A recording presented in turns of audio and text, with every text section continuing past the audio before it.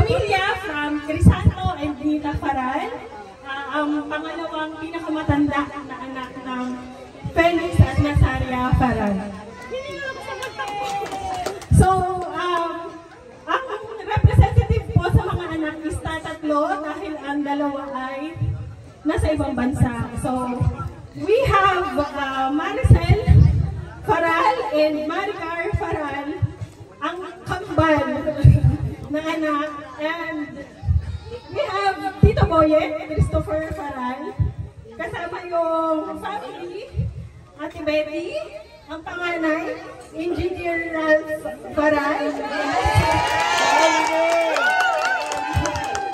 si John, John Christopher Faral, and Aaron Faral. And ako naman po ay anak ng isa sa kambal, Mercy Casas po.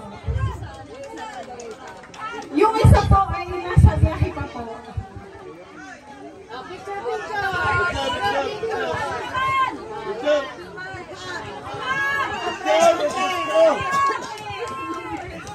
Picture po